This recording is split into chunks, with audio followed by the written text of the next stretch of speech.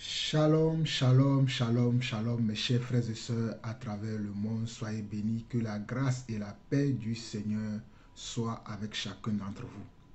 Nous bénissons le Seigneur encore pour ce moment de partage, comme nous avons l'habitude maintenant, vous le savez, et que nous voulons partager la parole du Seigneur. Nous voulons partager les recommandations, la foi, nous voulons partager aussi notre amour. Et c'est ainsi que nous voulons communiquer aussi avec vous, ou communier avec vous, avec la grâce de Dieu. Et la grâce de Dieu que Dieu nous a fait pour que nous soyons ses enfants, et pour nous autres qui sommes ses serviteurs également. Donc soyez bénis, et c'est toujours avec, on va dire, une immense joie pour moi de pouvoir partager ces moments avec vous. En tout cas, c'est avec plaisir que le Seigneur nous console tous les jours pour que nous puissions aussi être avec vous et que nous puissions partager de bons moments dans sa parole et surtout nous montrer, le Seigneur qui veut nous montrer ses voies, nous montrer aussi la marche à suivre pour être ses enfants dignes de lui. Je profite de cette occasion pour vous saluer tous, vous tous et vous toutes, mes frères et sœurs qui me suivaient, qui m'encourageaient, et qui me donnaient des conseils, et qui me soutenaient, qui priaient pour moi, non seulement pour moi, mais pour ma famille, pour mon épouse, mes enfants, pour mes frères et sœurs à travers le monde. Nous aussi, nous vous aimons et nous prions également pour vous. Alors, comme d'habitude, avant de commencer, nous allons donner un petit mot de prière afin que le Seigneur puisse nous assister du début jusqu'à la fin. Que le Seigneur vous bénisse pour votre écoute. Père éternel, Dieu d'amour, Dieu de grâce, Dieu de paix, nous te bénissons, nous te rendons encore toute la gloire et tout l'honneur parce que tu nous as permis encore aujourd'hui d'être debout sur nos deux pieds, de pouvoir mouvoir, de pouvoir parler, de pouvoir entendre. Oh Papa, nous sommes en parfaite santé. Nous voulons te dire merci parce que tout cela est un don de Dieu et tout cela vient de toi. Père éternel, tu permets également que chacun d'entre nous puisse manger à sa faim, puisse boire à sa soif, et plus encore, tu nous nourris spirituellement tous les jours, afin que nous puissions connaître tes plans, afin que nous puissions être au cœur de tes projets, pour nous qui sommes tes enfants, et aussi également pour l'humanité. Papa, nous voulons encore plonger nos regards dans ta parole. Nous voulons encore étudier ta parole, comme tu nous l'as enseigné, que nous devons méditer ta parole nuit et jour afin d'agir fidèlement selon ce qui est écrit. C'est à cela que nous qui sommes tes enfants, nous qui sommes tes serviteurs, nous nous attelons afin d'amener nos frères et sœurs à connaître tes voies, à connaître tes projets, à connaître tes plans et surtout à connaître réellement qui tu es, Papa. Voilà pourquoi en ce moment même, Seigneur, nous allons encore étudier ta parole. Nous allons étudier ta parole concernant, Seigneur Dieu, les fruits que nous devons porter. Nous allons étudier ta parole concernant également, Seigneur Dieu, oh Papa, ta parole qui est une semence. Voilà pourquoi nous te supplions de venir nous assister du début jusqu'à la fin, afin que chacun d'entre nous, Seigneur Dieu, soit éclairé, soit édifié, soit consolé et surtout, Seigneur Dieu, soit enseigné. Père, reçois la gloire, l'honneur, la puissance pour des siècles. Au nom de Jésus-Christ, nous avons ainsi prié. Amen. Alors, mes chers frères, c'est là les mots de prière. Vous savez que, comme je l'ai annoncé la dernière fois, et nous avons entamé un nouveau enseignement, et nous voulons parler des fruits que nous devons porter. Les fruits que nous, en tant qu'enfants de Dieu, nous devons porter. Et nous avons commencé la parole, nous avons commencé l'enseignement par la semence. Et je disais que nous ne pouvons pas porter de fruits s'il n'y a pas de semence. Avant de parler de fruits, il faut qu'il y ait d'abord de la semence. Et nous avons vu et constaté ensemble que la semence, c'est la parole de Dieu. Mes chers frères et sœurs, nous ne pouvons pas parler de fruits s'il n'y a pas de semence. Il faut la semence Et c'est la semence en germant qui donne du fruit. Et la semence dont nous parlons ici, c'est la parole de Dieu. Selon ce cas de figure, selon l'espèce dont nous parlons ici, c'est la parole de Dieu. Et nous savons que quand nous avons la parole de Dieu, si nous restons dans la parole de Dieu, si nous nous transformons, si nous nous mettons dans la parole de Dieu, nous allons porter du fruit. Nous allons voir ça encore aujourd'hui en détail dans cette deuxième partie de l'enseignement. Mais permettez-moi de lire un passage pour nous éclairer sur le sujet. Allons lire rapidement un passage dans Luc chapitre 5. C'est le verset 5, mais lisons à partir du verset 1 pour que vous puissiez avoir la pensée de l'esprit concernant ce que Dieu veut nous enseigner au travers de cet enseignement. Alors dans Luc chapitre 5, le verset 1 au verset 5, le Seigneur Jésus disait ceci. Comme Jésus se trouvait auprès du lac de Génézareth et que la foule se pressait autour de lui pour entendre la parole de Dieu, il vit au bord du lac 2 bacs d'où les pêcheurs étaient descendus pour laver leurs filets. Je ne sais pas si vous comprenez bien ce que nous sommes en train de lire. Jésus étant sur terre, dans ses habitudes, il allait de lieu en lieu prêchant la bonne nouvelle. Et là, il se trouvait auprès d'un lac qui s'appelait le lac de Génézareth. Et là, il y avait des pêcheurs. Et écoutez la suite de l'histoire. Le verset 3, il y avait des pêcheurs qui lavaient leurs filets au bord du lac. Ils ont terminé leur pêche et ils lavaient leurs filets au bord du lac. Le verset 3 nous dit ceci. Il montait dans l'une de ces bacs qui était à Simon. Simon qui était l'apôtre Pierre. Et il le pria de l'éloigner un peu de terre. Puis il s'assit et dans la barque, il enseignait la foule. Jésus avait vu quelqu'un qui s'appelait Simon. Simon, c'est l'apôtre Pierre. C'est Simon qui est également l'apôtre Pierre, pour ceux qui ne le savent pas. Donc Jésus étant arrivé auprès du lac de Génézareth, trouva 2 bacs au bord du lac et ces 2 bacs-là appartenaient à ces pêcheurs qui lavaient leurs filets au bord du lac. Et Jésus voulait enseigner, il voulait parler à la foule qui était à côté de ce lac-là, ou bien qui était au bord de ce lac. Donc, il a voulu s'éloigner un peu afin de pouvoir les enseigner et leur parler. Alors, il va demander à Simon-Pierre de monter dans la barque et de le conduire afin qu'il puisse s'éloigner un peu avant de commencer son discours. Ce qui fut fait. Et à la fin de son discours, à la fin d'avoir prêché, d'avoir enseigné à la foule qui était ce jour-là au bord du lac, regardez ce que Jésus va faire. Verset 4, lorsqu'il eut cessé de parler, il dit à Simon, avance en pleine eau et jetez vos filets pour pêcher. Jésus a demandé un service à Simon-Pierre. Même ce petit passage-là nous enseigne quelque chose. Le fait que Simon a prêté sa barque à Jésus pour que Jésus puisse enseigner la foule, le Seigneur voulait le remercier de l'acte qu'il avait, qu'il avait fait. La bienveillance que Simon a eue envers Jésus, parce que Simon pouvait dire, non, nous sommes fatigués, nous avons travaillé toute la nuit, et toi tu viens de nous dire d'aller encore dans la barque et d'aller en mer. Simon pouvait dire ça, mais ce n'est pas ce qu'il a dit. Il a écouté le Seigneur, il est allé dans la barque, il a accompagné le Seigneur jusque là où le Seigneur voulait, et le Seigneur a pu enseigner les gens qui étaient autour du lac. Alors au verset 5, quand le Seigneur Jésus a dit à Simon, avance en pleine eau et jetez vos filets pour pêcher, regardez ce que Simon-Pierre dit. Simon lui répondit, maître, nous avons travaillé toute la nuit. Simon répondit à Jésus, maître, parce qu'il a reconnu que Jésus était un maître. Ça dit Jésus était un enseignant. Jésus était un puissant. Jésus était quelqu'un qui était différent, qui était quelqu'un de distingué.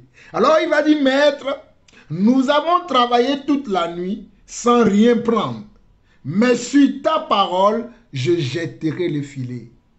Mais sur ta parole, je jetterai le filet. Toute la nuit, Pierre et ses compagnons pêcheurs ont travaillé, mais ils n'ont attrapé ni, je ne sais même pas, un moustique n'est rentré dans leur filet. Ils ont travaillé toute la nuit, mais ils n'ont rien pêché. Mais lorsque Simon-Pierre a rencontré, comment, le Seigneur Jésus, et que le Seigneur Jésus lui dit, va encore en mer et va jeter tes filets, Simon-Pierre a dit, malgré que toute la nuit nous avons travaillé et que nous n'avons rien attrapé, mais sur ta parole que tu viens de me dire et que tu me dis de retourner en mer et de jeter nos filets, j'irai et sur ta parole, je jetterai le filet. Simon a entendu comment? Une parole. La parole qui est une semence qu'il a reçue. Et il va jeter le filet. Et regardez la suite au verset 6. Verset 6. L'ayant jeté, il prit une grande quantité de poissons et leur filet se rompait. Parce que Simon a écouté. Il a reçu la parole. La parole comme une semence. Quelle parole a-t-il reçu? Il a reçu la parole du Seigneur Yeshua HaMashiach. Il a reçu la parole de Jésus. Et il a dit, il va retourner en mer pour jeter le filet. Et il a retourné également et il a jeté le filet. Et lorsqu'il a jeté le filet, la Bible dit que, oh alléluia, qu'il prit une grande quantité de poissons. Pourtant, toute la nuit, dans cette même lac. Et ils ont travaillé toute la nuit dans cette même lac, mais ils n'ont rien attrapé. Dans cette même lac-là, toute la nuit, ils ont travaillé, mais ils n'ont rien attrapé. Mais sur la parole du Seigneur, Yeshua HaMashiach, qui lui dit, retourne en mer et retourne dans le lac et jette le filet, et que Simon-Pierre va obéir, il va retourner, il va même répondre à Jésus avec foi, que sur ta parole, je retournerai et je jetterai le filet. Sur ta parole, parce que la parole de Dieu ne peut pas retourner à lui sans avoir accompli le but pour lequel elle est sortie. Voilà pourquoi vous et moi, nous devons, oh alléluia, nous devons garder la parole de Dieu avec comment? Avec amour, avec empressement. Et nous devons chérir la parole de Dieu parce que la parole de Dieu va transformer notre existence. La parole de Dieu va transformer nos peurs. La parole de Dieu va transformer nos doutes. La parole de Dieu va transformer nos vies. La parole de Dieu va nous faire des choses auxquelles nous ne nous attendons pas. Si nous obéissons à la parole de Dieu. Donc nous voyons que la parole de Dieu est vraiment une semence. Pierre l'en a expérimenté en obéissant, en écoutant Jésus et en faisant ce que le Seigneur Jésus lui a dit. Il a obéi et la parole a produit du fruit dans sa vie. Tout de suite là, le même jour, au bord de ce lac-là, l'apôtre Pierre, qui est Simon, a expérimenté le fait d'écouter la parole de Dieu et d'obéir. Le fait de recevoir la parole de Dieu et d'obéir. Le fait de faire confiance au Seigneur, l'apôtre Simon, qui est Pierre, l'a expérimenté. Alors mes chers frères et sœurs, allons dans Jean chapitre 15 rapidement. Jean chapitre 15 pour que vous puissiez comprendre. Là, nous rentrons dans le vif de l'enseignement. Jean chapitre 15, nous allons lire du verset 1 au verset 5. Jean chapitre 1, nous allons lire du verset 1 au verset 5. Jésus dit encore dans ce passage, « Je suis le vrai sceptre et mon Père est le vigneron. Tout sarment qui est en moi et qui ne porte pas de fruit, il le retranche, et tout sarment qui porte du fruit, il le monte afin qu'il porte encore plus de fruits. » Vous avez vu? Jésus dit qu'il est le sarment. et regardez bien, tout sarment qui est en moi et qui ne porte pas de fruits, il le retranche, et tout sarment qui porte du fruit, il le monte afin qu'il porte encore plus de fruits. Jésus dit que toute personne qui est en lui, qui ne porte pas de fruits, il le retranche, il enlève. Mais celui qui est en lui et qui porte de fruits, il le monte, c'est-à-dire il le fait grandir encore davantage. Il rajoute encore beaucoup de choses dans la vie de cette personne-là afin que la personne puisse porter encore plus de fruits dans d'autres domaines, sous d'autres aspects dans sa vie. Parce que la personne glorifie le nom du Seigneur. Je continue. Verset 3. Déjà vous êtes purs à cause de la parole que je vous ai annoncée. Regardez.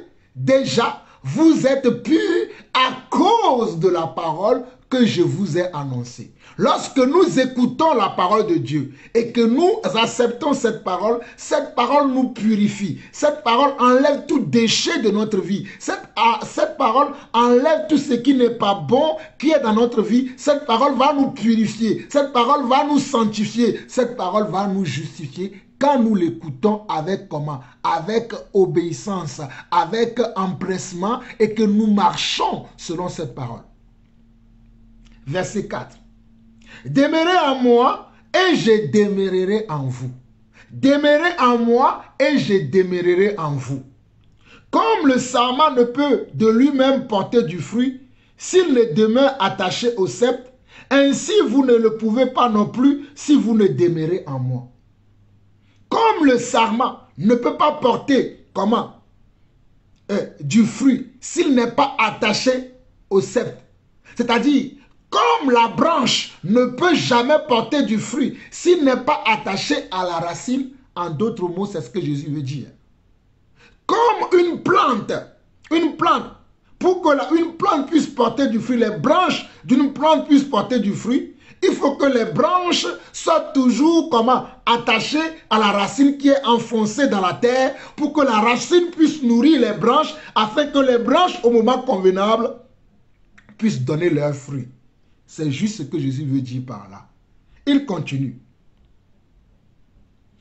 Demeurez en moi, je demeurerai en vous, comme le sarment ne peut porter de lui-même du fruit s'il ne demeure attaché au sceptre. Ainsi, vous ne le pouvez pas non plus si vous ne demeurez en moi. Verset 5, où nous allons nous arrêter. Je suis le sceptre, vous êtes les sarments. Celui qui demeure en moi et en qui je demeure porte beaucoup de fruits, car sans moi, vous ne pouvez rien faire. Je répète le verset 5. Je suis le sceptre, vous êtes les sarments. Celui qui demeure en moi et en qui je demeure porte beaucoup de fruits, car sans moi, vous ne pouvez rien faire. Je suis le sceptre, vous êtes les sarments. Celui qui demeure en moi et en qui je demeure porte beaucoup de fruits, car sans moi, vous ne pouvez rien faire. Alors, mes chers frères et sœurs, si nous voulons porter du fruit, nous sommes obligés de nous attacher aux paroles du Seigneur. Parce que Jésus, c'est également la parole. Le Seigneur Jésus, il est également la parole. Le Seigneur Jésus, il est également la parole. Et nous devons porter attention à la parole. Nous devons donner une attention particulière à la parole, une consécration particulière à la parole de Dieu, parce que nous voudrions porter du fruit. Tout ce que Dieu a créé, il a créé au travers de sa parole. Tout ce que Dieu a fait, il a fait au travers de sa parole. Donc sans la parole, nous ne pouvons rien faire.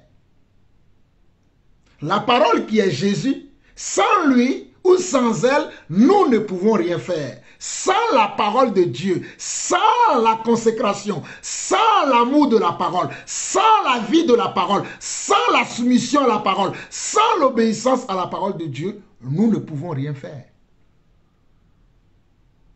Voulons-nous vraiment porter du fruit? Cherchons-nous vraiment à glorifier le nom du Seigneur? Cherchons-nous vraiment à sanctifier, à magnifier, à honorer le nom du Seigneur? Si nous le cherchons réellement, alors nous sommes au bon endroit et nous écoutons la bonne parole.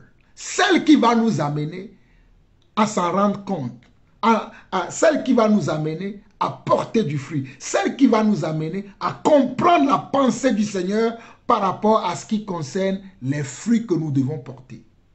Voilà pourquoi dans Jean 15, le verset 5, Jésus dit, « Je suis le sceptre, vous êtes les sarments, vous mes disciples, vous les croyants, vous les chrétiens, vous les soi-disant enfants de Dieu, moi je suis comment le sceptre, c'est-à-dire la racine qui vous nourrit, afin que vous puissiez porter du fruit. » Voilà pourquoi il dit, « Je suis le sceptre, vous êtes les sarments.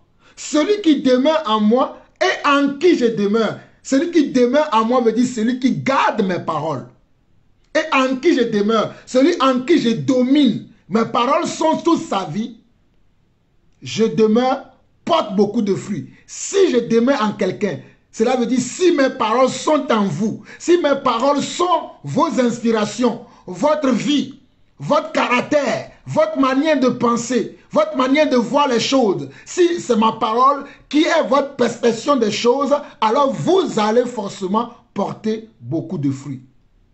Et il répète à la fin, car sans moi, vous ne pouvez rien faire.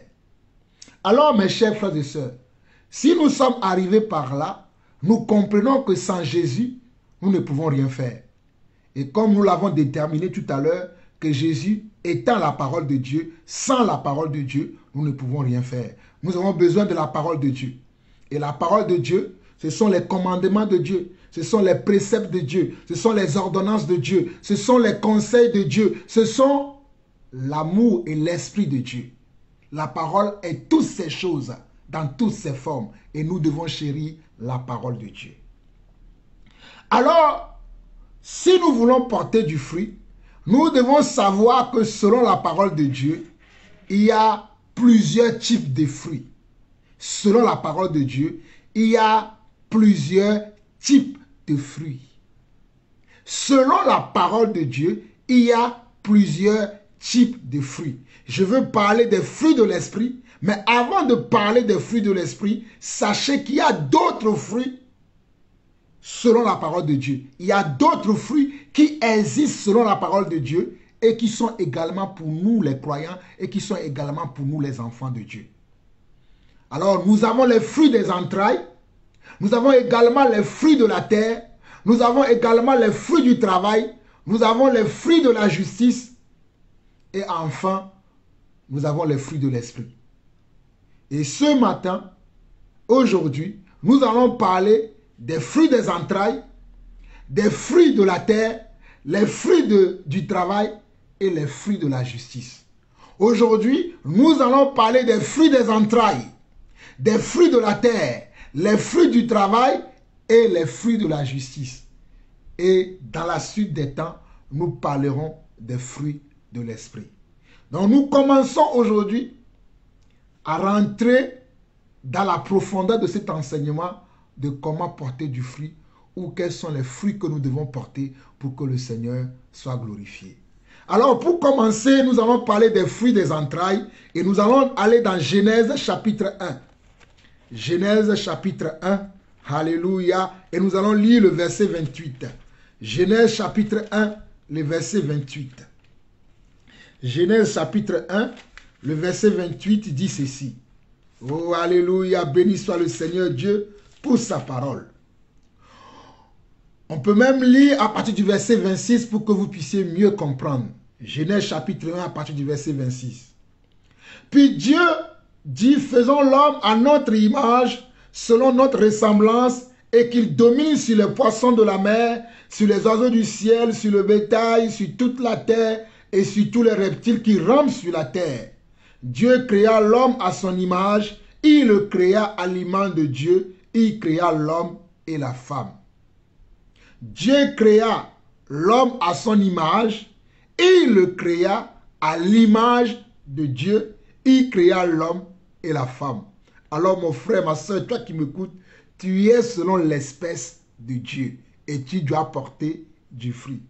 Verset 28, il dit, puis Dieu les bénit et Dieu leur dit, soyez féconds. Alléluia. La première parole qui est sortie de la bouche de notre Père, Yeshua Hamashiach, de notre Dieu Yahvé, quand il a créé l'homme, il a béni l'homme.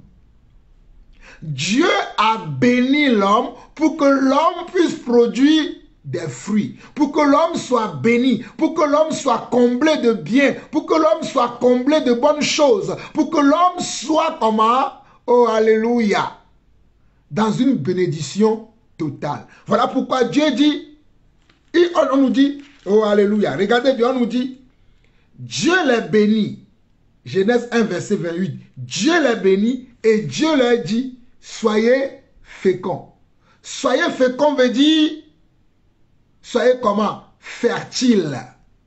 Produisez, reproduisez-vous. Soyez féconds veut dire, reproduisez-vous. Vous êtes mâle et femelle maintenant. Vous êtes comment? Masculin et féminin maintenant. Allez maintenant produire. Reproduisez-vous. Et il va dire, après cette phrase, il va dire, multipliez. Multipliez.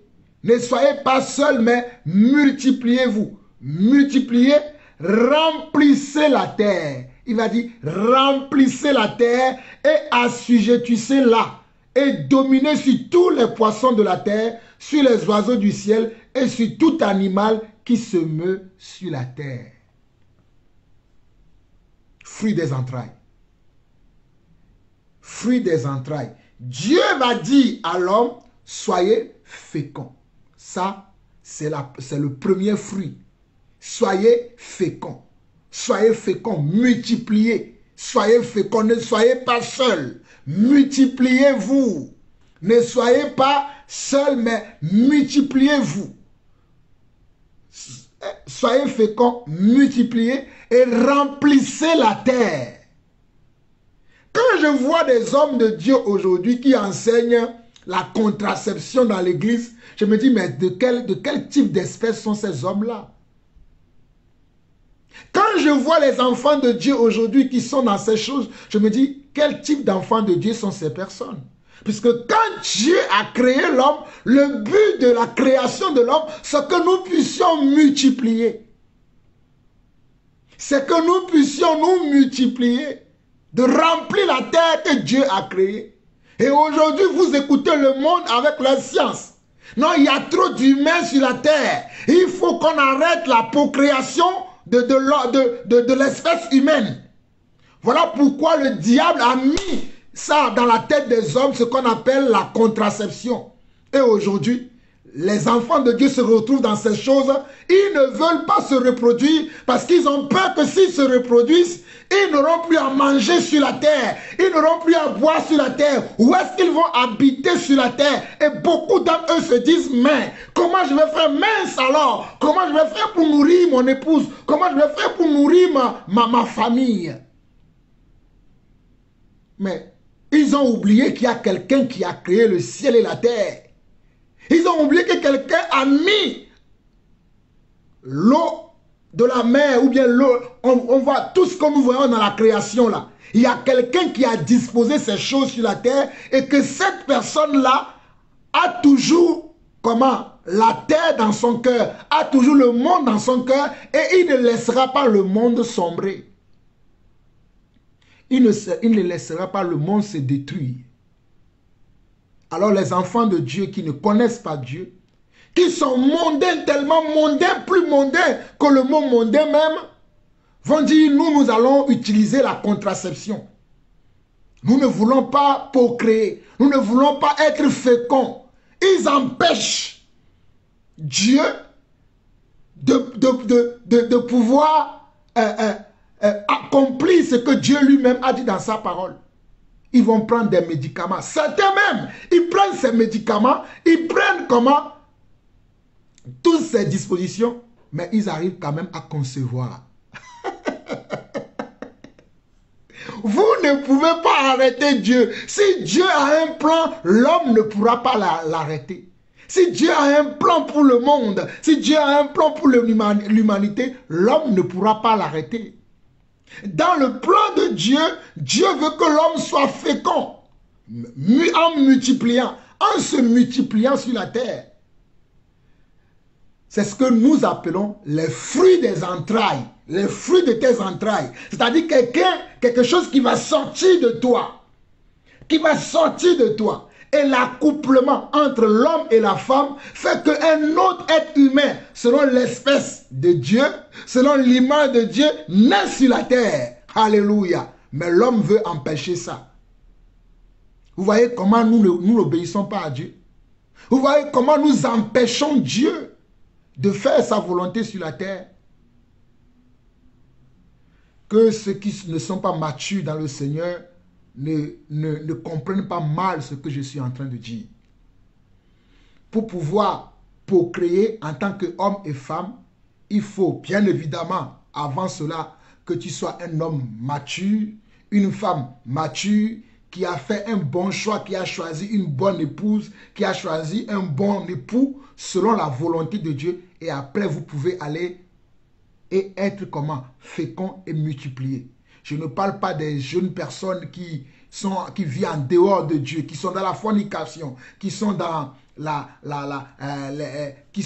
les perversités, qui déjà à 14 ans, 15 ans, ils ont des enfants. Je ne parle pas de ça. Je parle de quelqu'un qui a été bien éduqué, dans une famille bien assise, à qui on a enseigné la vraie volonté de Dieu, qu'un enfant doit naître, apprendre tout ce qu'il faut pour être un homme, pour être une femme, avant de rentrer dans la volonté de Dieu parfaite pour l'homme, qui est que Dieu veut que nous les hommes, nous soyons féconds et multipliés. Ça, c'est les fruits des entrailles. Nous sommes toujours dans les fruits des entrailles. Quelqu'un me dira, mais qu'est-ce que tu racontes? Allons regarder également dans Psaume 132, le verset 11. Dieu avait promis au roi David, je crois, Psaume 132, oui, le verset 11, écoutez la parole, Psaume 132, le verset 11, l'Éternel a juré la vérité à David, il n'en reviendra pas. Je mettrai sur ton trône un fruit de tes entrailles.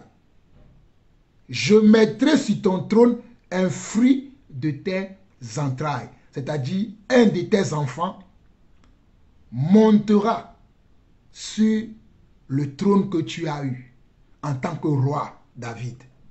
Donc, même si tu n'es plus, c'est ta descendance qui va prendre ta place. Un de tes enfants. Voilà pourquoi le Seigneur dit dans le psaume 132, le verset 11, il jura à David, un homme selon son cœur, son serviteur.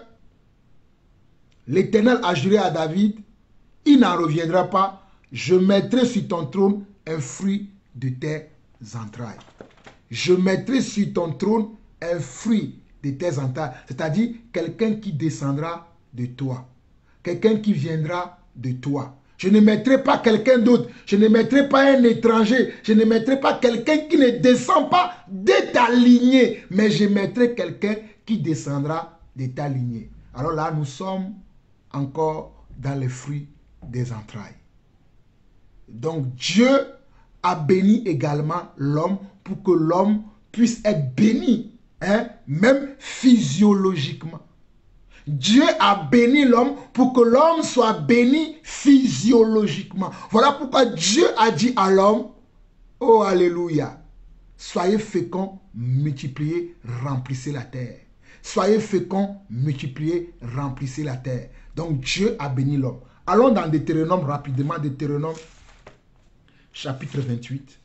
Deutéronome chapitre 28. Deutéronome chapitre 28. Lisons à partir du verset 9. Lisons, écoutons ceci. Tu seras pour l'Éternel un peuple saint, comme il te l'a juré, lorsque tu observeras les commandements de l'Éternel ton Dieu et que tu marcheras dans ses voies. Verset 10. Tous les peuples verront que tu es appelé du nom de l'Éternel et ils te craindront. Verset 11. Regardez, tous les peuples verront que tu es appelé, oh alléluia, du nom de l'Éternel et ils te craindront. Tous les peuples verront que toi, tu es appelé du nom de l'Éternel et ils te craindront. Est-ce que tes voisins voient que toi, tu es un enfant de Dieu? Est-ce que tes voisines, est-ce que tes collègues, est-ce que tes amis voient que toi, tu es distingué? Alléluia. Moi, je suis distingué. Je sais que je suis distingué. Et je sais que les gens le disent parce que j'ai des témoignages. Alléluia. Verset 11. L'Éternel te comblera de bien en multipliant le fruit de tes entrailles. L'Éternel te comblera de bien en multipliant le fruit de tes entrailles, le fruit de tes troupeaux et le fruit de ton sol dans le pays que l'Éternel a juré à tes pères de te donner. Dans ce passage de Deutéronome chapitre 28, nous verrons les fruits des entrailles, les fruits de la terre et les fruits du travail. Dans ce passage de Deutéronome chapitre 28, nous voyons les fruits des entrailles, les fruits de la terre et les fruits du travail. C'est comme ça que Dieu voulait distinguer son peuple. C'est comme ça que Dieu voulait distinguer son peuple. Mon frère, tu dois être distingué en produisant des fruits dignes du Seigneur. Tu dois être distingué. Tu dois être distingué, tu dois être différent. Quand tu suis le Seigneur, quand tu marches avec Dieu, quand tu es dans la volonté de Dieu, quand tu crains Dieu, Dieu fera de toi que tu vas produire du fruit forcément, comme nous l'avons vu dans Jean chapitre 15. Tu ne peux pas dire que tu es avec Dieu et que tu ne produis pas de fruits et que tu n'aies pas de richesse. Tu n'as pas de la prospérité. Je ne parle pas de la prospérité du monde. Je ne parle pas de la richesse du monde. Je ne parle pas des gens qui sont passés par des chemins tortueux pour acquérir des choses. Mais je parle de nous, les enfants de Dieu, que Dieu a bénis. Il y a plusieurs chemins par lesquels les gens passent aujourd'hui pour dire qu'ils ont des fruits. Mais ce ne sont pas des bons fruits. Ici, je suis en train de parler des bons fruits. Je suis en train de parler des fruits dignes de comment? Des enfants de Dieu. Les fruits qui ne disparaîtront jamais. Vous allez voir quand on va lire la parole. Vous allez voir ça. Donc dans Deutéronome chapitre 28, le verset 9 au verset 11 déjà. Tu seras pour l'Éternel un peuple saint. Pas un peuple malade. Pas un peuple impur. Pas un peuple qui ne se sanctifie pas. Mais un peuple saint tu seras. Comme il te l'a juré, lorsque tu observeras. Remarquez bien, lorsque tu observeras les commandements de l'Éternel ton Dieu. Donc, lorsque nous observons les commandements de Dieu, nous resterons saints, sans défaut, sans tâche, sans problème. Le fait que nous obéissons à la parole de Dieu, le fait que nous nous soumettons à la parole de Dieu, nous rend saints. Waouh! C'est une très belle chose. Continuons. Et que tu marcheras dans ses voies. Verset 10.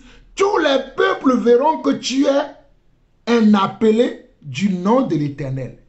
Tous les peuples verront que tu es un appelé du nom de l'Éternel. Tous les peuples verront que tu es un appelé du nom de l'Éternel. Tous les peuples le verront. Ce ne sera pas quelque chose de secret. Ce ne sera pas quelque chose qui n'est pas visible. Mais les gens verront que oh, le nom de l'Éternel est invoqué sur ta vie. Ou bien sur nos vies. Alléluia. Et ils te craindront. Et ils te craindront parce qu'ils verront que tu es différent. Ils verront que tu as une certaine opulence. Ils verront que tu as une certaine essence. Ils verront que tu as une certaine sagesse, une certaine connaissance, une certaine intelligence, une certaine maturité qu'ils n'ont pas. Donc ils sont obligés de te craindre. Ils te craindront. Ainsi, verset 11, l'Éternel te comblera de bien. L'Éternel te comblera de bien en te multipliant. L'Éternel te comblera de bien en te multipliant. L'Éternel te comblera de bien en te multipliant. L'Éternel te comblera de bien en te multipliant. Et en multipliant le fruit de tes entrailles. Le fruit de tes entrailles, c'est-à-dire tu auras des enfants. Tu auras des enfants. le fruit de tes entrailles, le fruit de tes troupeaux et le fruit de ton sol. Souvenez-vous, dans la première partie, lorsque j'enseignais, j'ai parlé des troupeaux, que les gens qui élèvent les animaux pour que l'animal puisse donner d'autres animaux, il faut bien la nourrir pour que l'animal puisse s'accoupler et avoir d'autres enfants. Donc l'Éternel va bénir également le fruit de tes entrailles, il va bénir le fruit de tes troupeaux et le fruit de ton sol, qui veut dire le fruit de comment? De la terre. Il va bénir le fruit de la terre. Et le fruit de tes troupeaux, c'est le fruit de tes travails. Parce que quand tu élèves les animaux, c'est un travail que tu fais. Donc ça, c'est le fruit de ton travail. Donc quand on voit le fruit de tes troupeaux, c'est le fruit du travail. Quand on voit le fruit de ton sol, c'est le fruit de la terre, dans le pays que l'Éternel a juré à tes pères de te donner. Dans le pays que l'Éternel a juré à tes pères de te donner, tu vas prospérer. Tu vas multiplier. Tu ne serais pas single. Tu ne serais pas single. Tu ne serais pas seul. Tu ne serais pas seul, mais tu vas multiplier parce que le Seigneur est avec toi, parce que son nom est invoqué sur ta vie. Tu vas être distingué au milieu de toutes les plantes qui sont sur la terre. Au milieu de tous les feuilles, au milieu de tous les arbres, tu seras un arbre différent. Tu seras quelqu'un de différent. Tu ne seras pas pareil comme tous les autres. Tu seras quelqu'un de distingué par la multiplication que Dieu fera dans ta vie. La multiplication des fruits de tes entrailles, la multiplication des fruits de ton travail, la multiplication des fruits de la terre qui sont autour de toi, pour que tu sois comblé, pour que tu sois dans la joie, dans la paix, dans la sérénité. C'est la volonté de Dieu pour toi. C'est le plan de Dieu pour toi. C'est la manière dont Dieu veut se glorifier dans ta vie. Nous sommes les fruits de la terre. Dieu a mis au milieu de la terre, au milieu du jardin d'Éden, Dieu a mis quoi? Dieu a mis l'homme et la femme. Et il leur a dit, quoi? Soyez féconds. Ah, regardez. Genèse chapitre 1, rapidement, vous allez comprendre. Dieu les bénit, il dit, soyez féconds, multipliez, remplissez la terre et assujettissez-la et dominez sur les poissons de la mer, sur les oiseaux du ciel et sur tout animal qui se meut sur la terre. Et Dieu dit, voici, je vous donne toute herbe portant de la semence. Regardez. Oh, alléluia. J'aime la parole de Dieu. Dieu dit, verset 29 de Genèse 1, je vous donne toute herbe portant de la semence et en qui, à la surface de toute la terre, et tout arbre ayant un fruit, du fruit de l'arbre et portant de la semence, ce sera votre nourriture. Ce sera votre nourriture. Donc Dieu, en plaçant l'homme sur la terre, il va lui donner également les fruits de la terre. Pour que l'homme puisse en profiter, pour que l'homme puisse en bénéficier, pour que l'homme puisse en manger. Regardez, il dit, verset 29, et Dieu dit, je vous donne toute herbe portant de la semence. L'herbe porte de la semence en elle. Alléluia. L'herbe porte de la semence pour qu'il puisse le planter à chaque fois, pour que l'herbe puisse pousser, pour qu'il ne soit jamais dans le manque. Alléluia. Et qui est à la surface de toute la terre, et tout arbre ayant en lui du fruit d'arbre et portant de la semence, ce sera votre nourriture. Dieu a béni l'homme. Et voilà pourquoi Dieu l'a placé dans le jardin. Dieu a dit à Adam de garder les jardins. Hein? Nous sommes les fruits de la terre. Nous sommes la semence que Dieu a placée sur la terre pour que nous puissions en jouir des fruits de la terre. Mais qu'est-ce qui a fait que la terre a été maudite?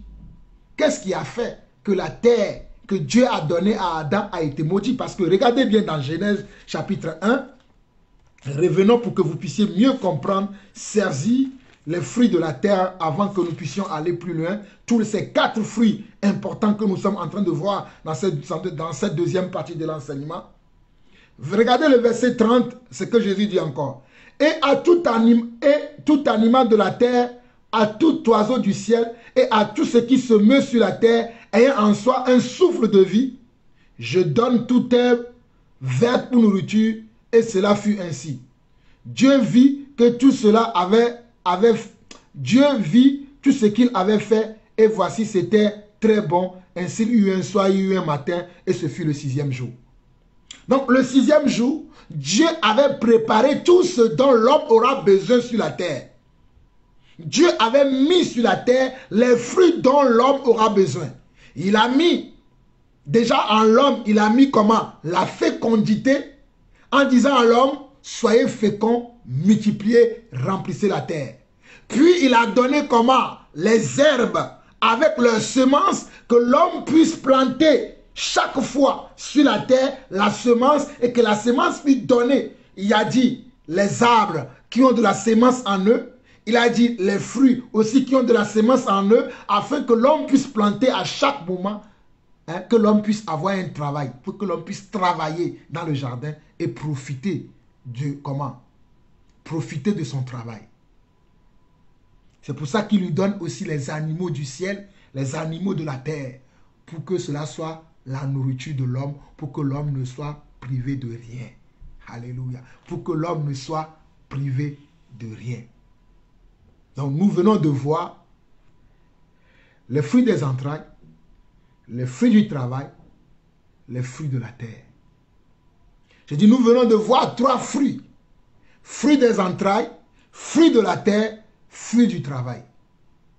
Nous venons de voir fruits des entrailles, fruits de la terre, fruits du travail. Si vous ne comprenez pas encore, je vais encore vous montrer encore un passage allons dans Genèse chapitre 39. Genèse chapitre 39. Allons dans Genèse chapitre 39. Nous parlons là du fruit du travail. Fruit du travail. Allons dans Genèse chapitre 39. Genèse chapitre 39.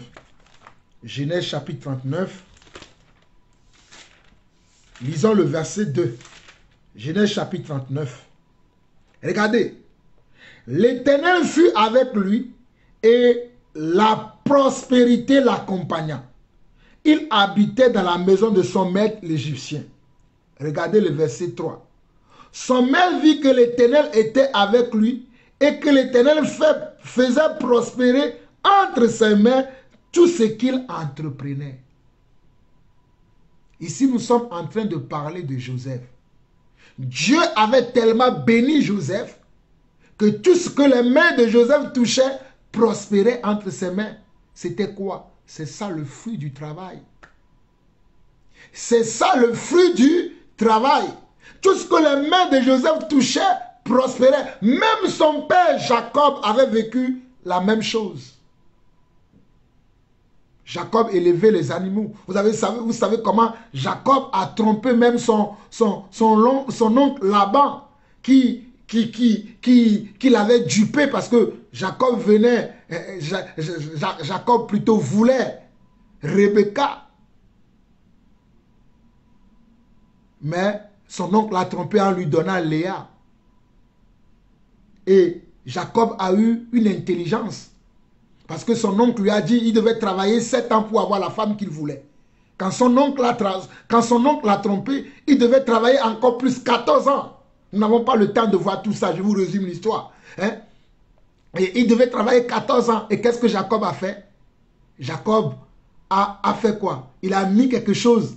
Hein? Il a mis une plante là où les animaux venaient s'abreuver. Pour que lorsque les animaux vont être en chaleur et qui vont venir boire là-bas et qui va avoir l'accouplement, parce qu'il avait fait comment? Il avait fait un deal avec son oncle que tous les animaux qui seront achetés seront à lui et ceux qui ne seront pas achetés seront à son oncle.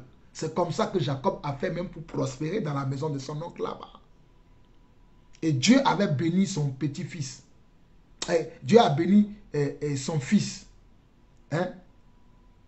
Et Joseph. Et tout ce que les mains de Joseph touchaient prospérait en ses mains. C'est quoi ça? C'est le fruit du travail des mains de Joseph.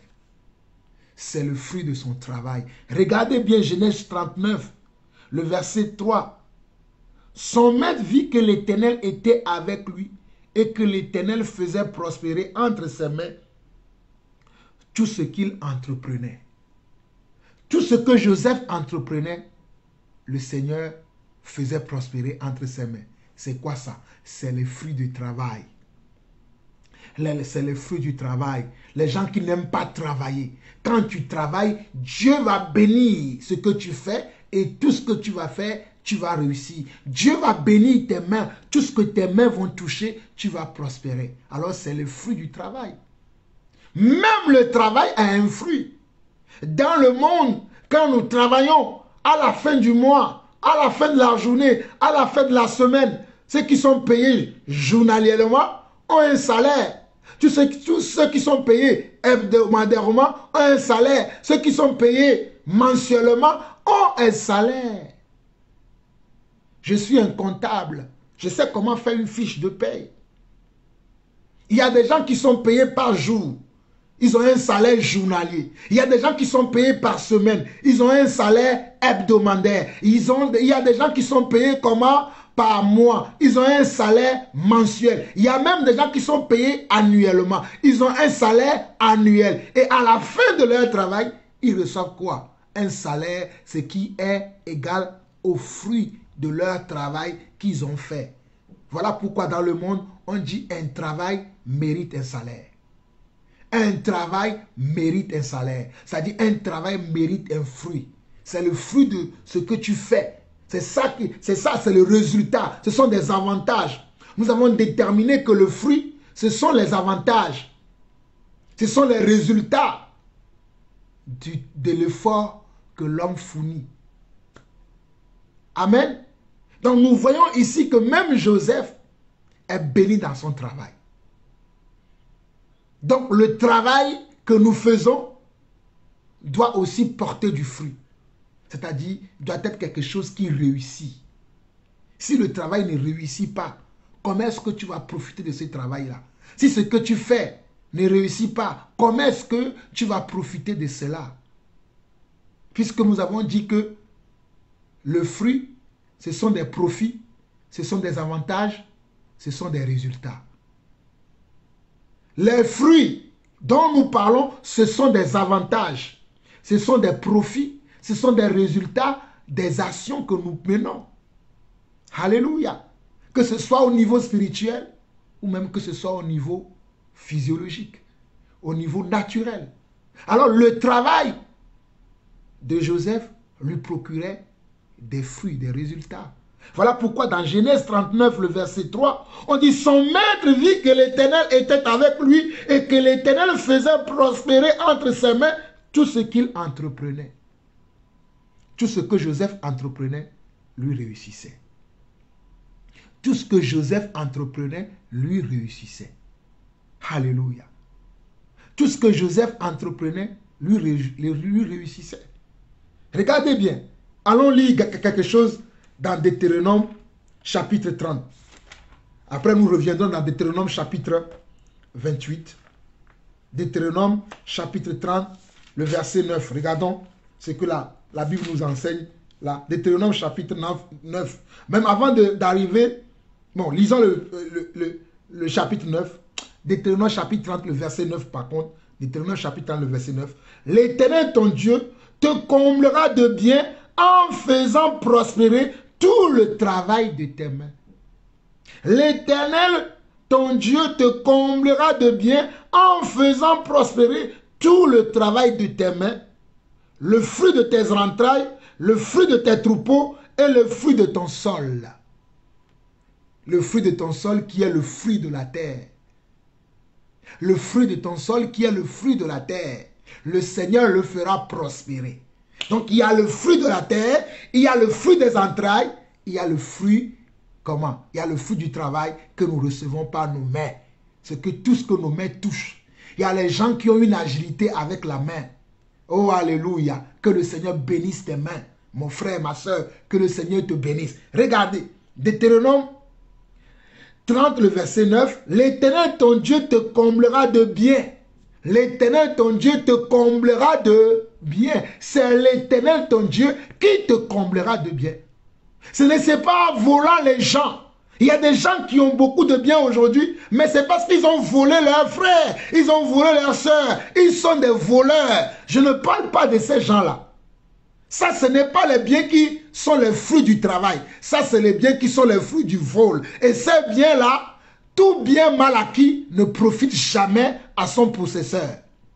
Tout bien que tu as acquis, mais c'est en trompant, en volant, en trichant, en fraudant, ne te procurera rien. Voilà pourquoi ne dites pas, oui, nous connaissons les gens, ils ont beaucoup de biens. C'est le Seigneur qui... Vous ne savez pas comment les gens ont fait pour avoir leur bénédiction, pour avoir leur richesse. Mais ici, là, nous sommes en train de voir comment Dieu nous bénit, nous qui sommes ses enfants. Alléluia.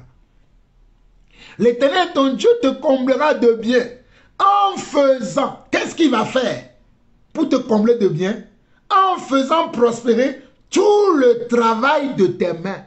Tout le travail de tes mains. Moi, le Seigneur m'a fait prospérer dans mon ministère. Quand je parle, je vais donner des connaissances que les gens n'ont pas.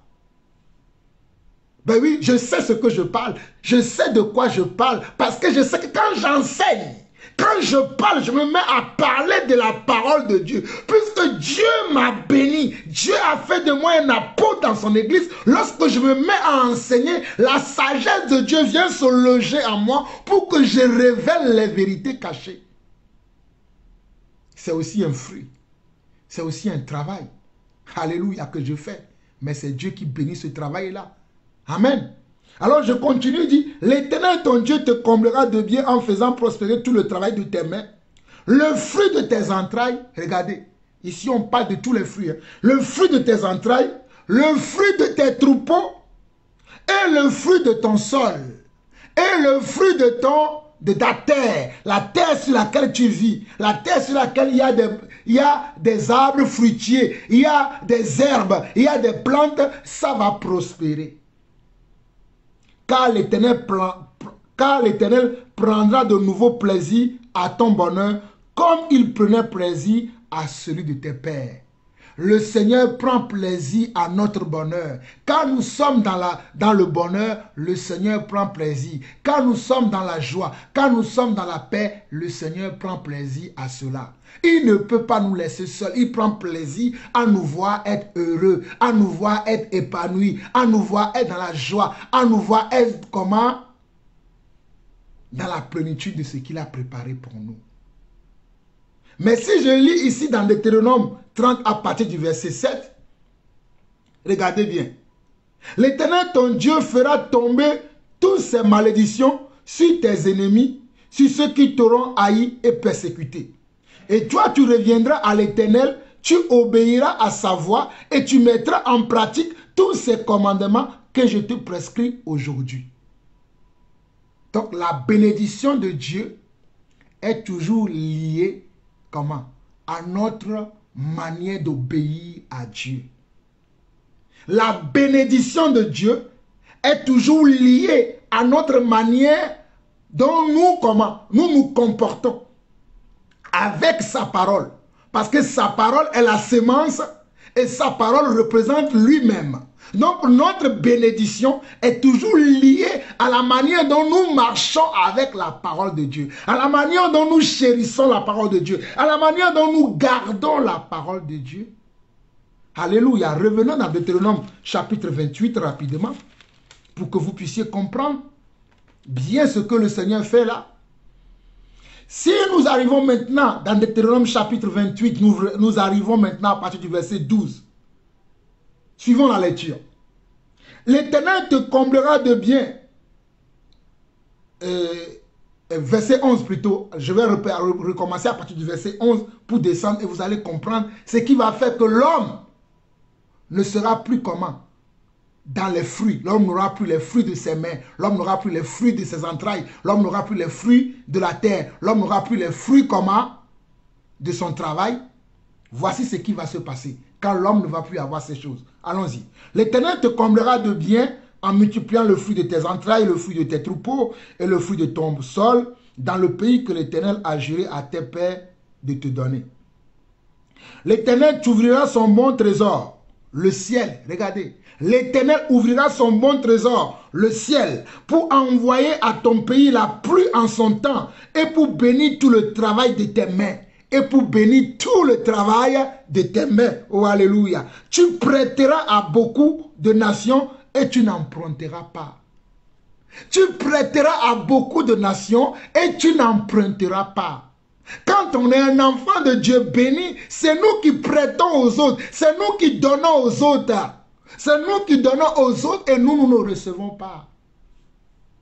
Alléluia. Quand la bénédiction de Dieu est sur toi, la vraie bénédiction, je ne parle pas de la fausse bénédiction que les gens eux-mêmes ils inventent en volant leurs frères et sœurs, en trichant, en trompant, en jalouse. Non, je ne parle pas de ça. Je parle de quelqu'un qui est vraiment béni selon Dieu. Oh, alléluia. Les choses tombent de gauche à droite. Sans que tu ne fasses même beaucoup d'efforts. Dieu va te bénir. Regardez maintenant à partir du verset 13. L'Éternel fera de toi la tête et non la queue. Tu seras toujours en haut et tu ne seras jamais en bas. Lorsque tu obéiras. Regardez, je viens de dire que la bénédiction de Dieu, oh alléluia, pour que tes entrailles soient bénies, le fruit de tes entrailles soit béni, le fruit de la terre, que la terre soit bénie ou bien le fruit du sol. La terre c'est aussi le sol. Le fruit de la terre ou le fruit du sol. La terre c'est le sol. Que la terre soit bénie au-dessous de toi ou bien en dessous de toi. Que le fruit du travail, le travail que tu fais, ou le fruit de tes mains, le travail on le fait avec la main, ou bien peut-être avec notre intelligence, avec notre sagesse, avec notre cœur. Donc, où le fruit de ton travail soit aussi béni. Regardez bien, le verset 13. L'Éternel fera de toi la tête et non la queue. Tu seras toujours en haut et tu ne seras jamais en bas lorsque tu obéiras au commandement de l'Éternel ton Dieu que je te prescris aujourd'hui, lorsque tu les observeras et les mettras en pratique et que tu ne te détourneras ni à droite ni à gauche de tous les commandements que je vous donne aujourd'hui pour aller après d'autres dieux et pour les servir. Donc la bénédiction de Dieu est liée à ta soumission à la parole. Elle est liée à ton obéissance à la parole. Elle est liée à ton comportement. Elle est liée à ton attitude vis-à-vis de la parole de Dieu. La bénédiction de Dieu est liée vis-à-vis à ta manière de marcher en conformité avec la parole de Dieu, de concevoir Dieu, de concevoir la parole, de la manière dont tu chéris, de la manière dont tu obéis à la parole. Je ne dis pas n'importe quoi, mes chers frères et sœurs, regardez la suite, verset 15. Mais si tu n'obéis point à la voix de l'Éternel ton Dieu, si tu n'observes pas et ne mets pas en pratique tous ces commandements et toutes ces lois que je te prescris aujourd'hui, voici toutes les malédictions qui viendront sur toi et qui seront ton partage. Mais il y a toujours dans la prescription, dans la sémence de Dieu, il y aura toujours un mec que Dieu place quelque part pour te prévenir, pour t'alerter que tu n'es pas n'importe qui et tu ne dois pas faire comme n'importe qui. Tu n'es pas n'importe qui, mon frère. Tu n'es pas n'importe qui, ma soeur. Ton comportement, ton attitude doit être selon l'Esprit de Dieu. Doit être selon les commandements, les ordonnances, la parole de Dieu, si tu veux porter de bons fruits. Si tu veux porter des fruits qui vont demeurer toujours avec toi. Voilà pourquoi il dit, mais si tu n'obéis point à la voix de l'Éternel ton Dieu, si tu n'observes pas et ne mets pas en pratique tous ces commandements et toutes ces lois que je te prescris aujourd'hui, voici toutes les malédictions qui viendront sur toi et qui seront ton partage. Tu seras maudit dans la ville et tu seras maudit dans les champs. Tu seras maudit dans la ville et tu seras maudit dans les champs. Tu seras maudit dans la ville veut dire que même intellectuellement, même tu peux être quelqu'un qui a beaucoup étudié, mais tes études ne t'apporteront rien. Si tu es quelqu'un qui a une agilité au niveau de tes mains, qui sait utiliser tes mains pour pouvoir faire quelque chose, tu n'auras rien. C'est ça la malédiction des champs. Voilà pourquoi vous voyez des gens aujourd'hui, ils sont des chrétiens, ils ont beaucoup étudié, mais ils sont toujours dans la pauvreté, dans la disette, dans le manque. Leur sagesse, leur intelligence ne leur procure rien. Parce qu'ils n'obéissent pas à la voix de Dieu. Parce qu'il ne se soumet pas à la voix de Dieu. Parce qu'il ne se soumet pas aux prescriptions de Dieu. Regardez le verset 17. Ta corbeille et la huche seront maudites. Ta corbeille et ta huche seront maudites.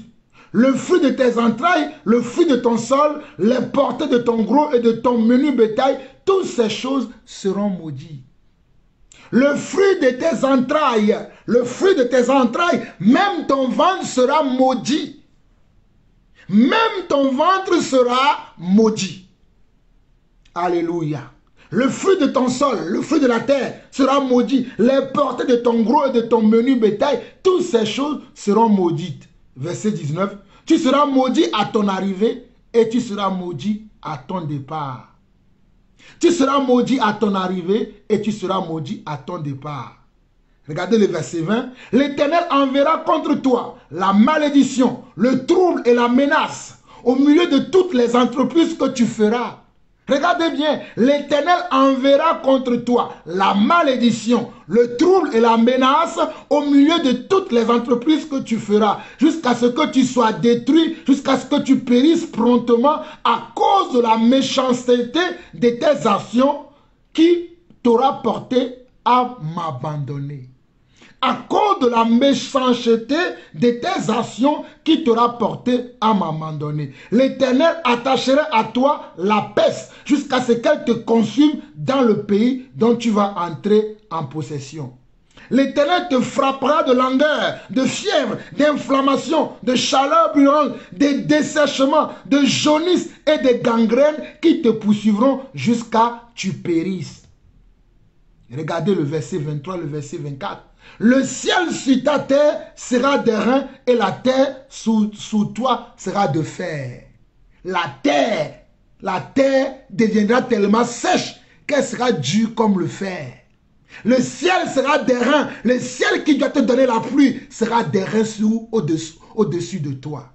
Parce que tu n'obéis pas aux voix de Dieu. Verset 24. L'Éternel enverra pluie à ton pays de la poussière. Au lieu que le Seigneur envoie de la pluie sur ton pays, c'est la poussière que tu auras.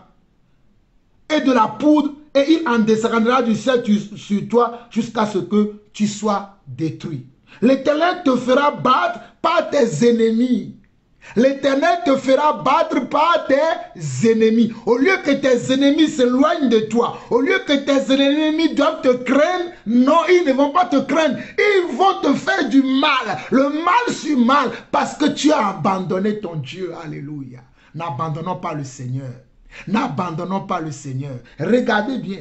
Verset 25 de Deutéronome. L'Éternel te fera battre par tes ennemis. Tu sortiras contre eux par un chemin et tu t'enfuiras devant eux par 7 chemins et tu seras un objet d'effroi pour tous les royaumes de la terre. N'abandonnons pas le Seigneur. Regardez, Deutéronome 30. Deutéronome 30. Deutéronome 30. Lisons à partir du verset 11. C'est la même chose ici. Mes frères, si tu veux que les fruits de tes entrailles soient toujours là, les fruits de la terre soient toujours là, les fruits du sol soient toujours là, les fruits de ton travail soient toujours là, écoute ce que Dieu te dit. Ce commandement que nous sommes dans Deutéronome 30 à partir du verset 11, ce commandement que je te prescris aujourd'hui n'est certainement pas au-dessus de tes forces et hors de ta portée. Ces commandements que je te prescris aujourd'hui n'est certainement pas au-dessus de tes forces et hors de ta portée. Il n'est pas dans le ciel pour que tu dises qui montera pour nous au ciel et il ira nous le chercher. Qui nous le fera entendre afin que nous le mettions en pratique. Il n'est pas dans le ciel pour que tu dises qui nous le fera porter, qui nous le fera porter et qui nous les apportera pour que nous le mettions en pratique. Il n'est pas de l'autre côté de la mer pour que tu dises qui passera pour nous de l'autre côté de la mer et il ira nous le chercher. Qui nous le fera entendre afin que nous le mettions en pratique. Il n'est pas non plus dans la mer pour que tu puisses agir ou penser de la sorte. Il est à ta portée. Verset 14. C'est une chose au contraire qui est près de toi. Oh, écoute mon frère. Écoute Israël, écoute Église, écoute mon frère, écoute Israël ce que Dieu te dit. Écoute mon frère, écoute Église, écoute ma soeur. C'est l'heure de l'enseignement véridique de Dieu. C'est l'heure d'obéir à la parole. C'est l'heure d'être comment attentif à ce que Dieu nous dit au travers de sa parole. C'est une chose au contraire qui est près de toi, dans ta bouche et dans ton cœur, afin que tu la mettes en pratique. C'est une chose au contraire qui est près de toi, dans ta bouche et dans ton cœur, afin que tu le mettes en pratique. Voici, je mets aujourd'hui devant toi. Voici, je mets aujourd'hui devant toi la vie et le bien, la mort et le mal. Voici, je mets aujourd'hui devant toi la vie et le bien, la mort et le mal. Voici, je mets aujourd'hui devant toi la vie et le bien, la mort et le mal. Car je te prescris aujourd'hui d'aimer l'Éternel ton Dieu, de marcher dans ses voies et d'observer ses commandements, ses lois et ses ordonnances, afin que tu vives et que tu multiplies. Afin que tu vives, non seulement tu vas vivre, mais tu vas multiplier. Et que l'Éternel, ton Dieu, te bénisse dans le pays dont tu vas entrer en possession. Regardez bien le verset 16. Car je te prescris aujourd'hui d'aimer l'Éternel, ton Dieu, de marcher dans ses voies et d'observer ses commandements, ses lois et ses ordonnances, afin que tu vives et que tu multiplies et que l'Éternel, ton Dieu, te bénisse dans le pays dont tu vas entrer en possession. Mais, regardez bien le verset 17, il y a toujours un mais que Dieu met quelque part. Mais si ton cœur se détourne, si tu n'obéis point, et si tu te laisses entraîner à te prosterner devant d'autres dieux et à aller les servir, je vous déclare aujourd'hui que vous périrez, que vous ne prolongerez point vos jours dans le pays dont vous allez prendre possession après avoir passé le Jourdain. J'en prends aujourd'hui à témoin contre vous. Le ciel et la terre, j'ai mis devant toi la vie et la mort, la bénédiction et la malédiction. Je prends aujourd'hui à témoin le ciel et la terre contre vous, que j'ai mis devant vous la vie et la mort, la bénédiction et la malédiction. Choisis la vie afin que tu vives, toi et ta postérité. Choisis la vie afin que tu vives, toi et ta postérité. Pour aimer l'Éternel, ton Dieu, pour obéir à sa voix, pour aimer l'Éternel, ton Dieu, pour aimer l'Éternel, ton Dieu, pour obéir à sa voix et pour t'attacher à lui, car de cela dépend ta vie et la prolongation de tes jours. Et c'est ainsi que tu pourras demeurer dans le pays que l'Éternel a juré de donner à tes pères, Abraham, Isaac et Jacob. Abraham Avinu, Itsaka, oh alléluia. Abraham Avinu, Itsaka, oh, et Jacob. Et Jacob qui sont nos ancêtres. Mais que faisons-nous aujourd'hui? Mes frères, oh alléluia, la parole de Dieu. Alléluia, la parole de Dieu. Nous n'avons pas le temps, je vais voir la dernière, le fruit de la justice, pour que nous puissions finir au moins cette première partie aujourd'hui en beauté. Le fruit de la justice. Voici les conditions pour que tes fruits des entrailles soient toujours là. Les fruits de la terre soient toujours là. Les fruits comment? Du travail soient toujours là. Ou bien, on a vu les fruits du travail, on a dit les fruits de la terre, c'est aussi les fruits du sol. Mais nous allons voir maintenant les fruits de la justice. Les fruits de la justice. Et pour ce faire, allons dans 1 Jean chapitre 3. 1 Jean chapitre 3, c'est là où Dieu parle des fruits de la justice. Allons dans 1 Jean chapitre 3 rapidement. 1 Jean chapitre 3 pour que nous puissions voir les fruits de la justice. Oh, Shaira Bro Sandara Makaria, béni sois-tu Père. Lisons à partir du verset 7. Petits enfants, que personne ne vous séduise. Celui qui pratique la justice est juste. Petits enfants, que personne ne vous séduise. Celui qui pratique la justice est juste, comme lui-même est juste. Celui qui pratique le péché est du diable, car le diable pêche dès le commencement. Le Fils de l'homme apparut afin de détruire les œuvres du diable. Mes frères, nous avons besoin de produire les fruits de la justice. Les fruits de la justice, c'est de marcher tous les jours dans la vérité.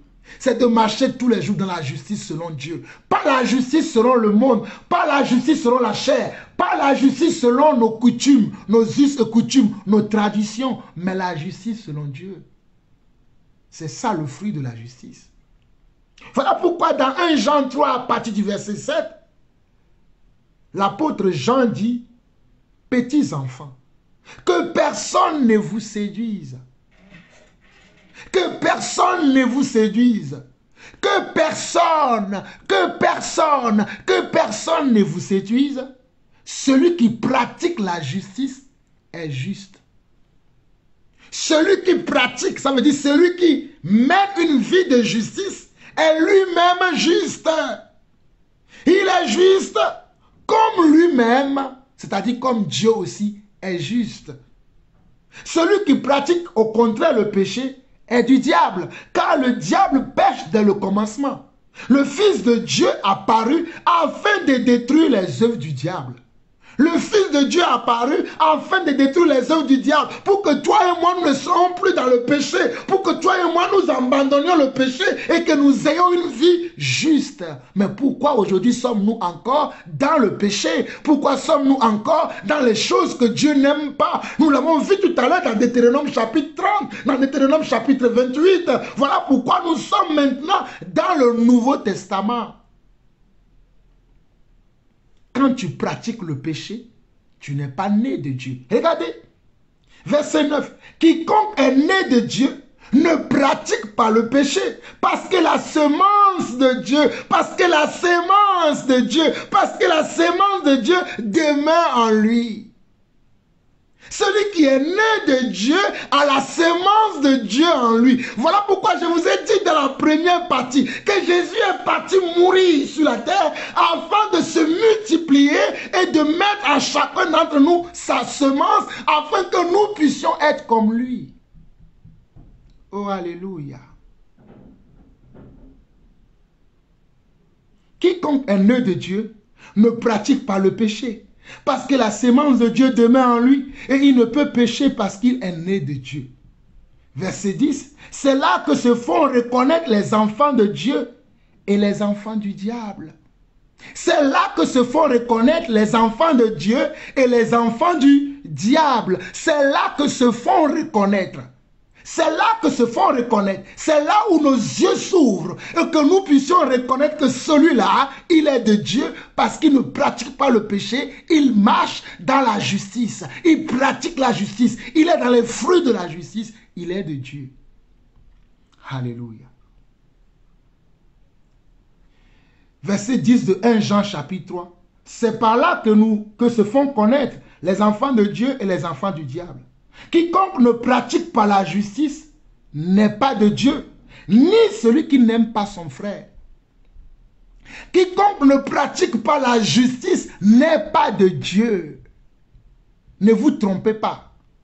Quiconque ne pratique pas la justice, on a dit quiconque, peu importe la personne, peu importe comment, la grandeur de la personne, l'autorité de la personne, la popularité de la personne, la connaissance de la personne, les puissances, les forces de la personne, s'il ne pratique pas la justice, il n'est pas de Dieu. Ainsi que celui qui n'aime pas son frère. Celui qui n'aime pas son prochain, n'aime pas son frère aussi, n'est pas de Dieu. Car ce qui vous a été annoncé et ce que vous avez entendu dès le commencement, c'est que nous devons nous aimer les uns les autres. C'est ça la semence que Dieu a mis en nous. Nous aimer les uns les autres. Ça, c'est la semence de la justice. Nous aimer les uns les autres. Pas nous détester, pas nous haïr. Ce que nous avons entendu dans le commencement, c'est que nous devons nous aimer les uns les autres. Nous devons nous aimer les uns les autres. Et ne pas ressembler à Caïn, qui était du malin. Et ne pas ressembler à Caïn, qui était du malin. Et ne pas ressembler à Caïn, qui était du malin. Et ne pas ressembler à Caïn, qui était du malin. Oh, alléluia. Qui était du malin et qui tua son frère. Et pourquoi le tua-t-il? Parce que ses œuvres étaient mauvaises. Et pourquoi le tua-t-il? Parce que ses œuvres étaient mauvaises. Et pourquoi Caïn a-t-il tué son frère Abel? Parce que ses œuvres étaient mauvaises. Et les œuvres de son frère étaient justes, étaient bonnes, étaient droites. Oh, alléluia. Parce que ses œuvres étaient mauvaises et que celles de son frère étaient justes. Ne vous étonnez pas, frère, si le monde vous hait. Ne vous étonnez pas, frère, si le monde vous hait. Ne vous étonnez pas, frère, si le monde vous hait. Ne nous étonnons pas si le monde ne nous aime pas. S'il y a des membres de nos familles qui ne nous aiment pas. S'il y a des frères et sœurs qui ne nous aiment pas. Parce que ces gens-là n'aiment pas la justice de Dieu. S'ils aimaient la justice de Dieu, ils allaient nous aimer, ils allaient nous comprendre, ils allaient savoir que nous sommes différents, nous sommes distingués. Mais s'ils ne le voient pas, parce qu'ils n'ont pas de bonnes œuvres, les œuvres sont mauvaises. Alléluia. Lisons un dernier passage rapidement dans Jacques 3, et nous allons finir par là. Jacques 3, verset 14 au verset 18. Jacques 3, verset 14 au verset 18. Jacques 3, verset 14 au verset 18. Mais si vous avez dans votre cœur un zèle amer et un esprit de dispute, ne vous glorifiez pas et ne mentez pas point contre la vérité, ou bien ne mentez pas contre la vérité. Ne mentez pas contre la vérité. Cette sagesse n'est point celle qui vient d'en haut, mais elle est terrestre, charnelle et diabolique. Il y a des sagesses qui ne sont pas des sagesses qui viennent d'en haut. Ce sont des sagesses terrestres. N'aimons pas les sagesses terrestres, ni les intelligences terrestres. Aimons la sagesse qui vient de Dieu. C'est-à-dire la sagesse qui descend d'en haut. Alléluia. Verset 15 de Jean chapitre 3, de Jacques chapitre 3 dit, cette sagesse n'est point celle qui vient d'en haut, mais elle est terrestre, charnelle, diabolique. Car là où il y a un zèle amer et un esprit de dispute, il y a du désordre et toutes sortes de mauvaises actions. Car là où il y a un zèle amer et un esprit de dispute, il y a du désordre et toutes sortes de mauvaises actions. Car là où il y a un zèle amer et un esprit de dispute, il y a du désordre et toutes sortes de mauvaises actions. La sagesse d'en haut, le verset 17 au verset 18 de Jacques 3 dit ceci. La sagesse d'en haut est premièrement pure. La sagesse d'en haut est premièrement pure. Ensuite, pacifique, modérée, conciliante, pleine de miséricorde et de bons fruits. Pleine de miséricorde et de bons fruits. Pleine de miséricorde et de bons fruits. Exempt de duplicité et d'hypocrisie. Exempt de duplicité et d'hypocrisie. Le fruit de la justice est sémé dans la paix par ceux qui recherchent la paix. Le fruit de la justice est sémé dans la paix, pas dans la haine. Le fruit de la justice est sémé dans l'amour, pas dans la condamnation. Le fruit de la justice est sémé dans la miséricorde, pas dans la condamnation. Le fruit de la justice est sémé dans la bienveillance, est sémé dans la patience, est sémé dans la bonté, est sémé avec, oh alléluia, avec amour de son prochain.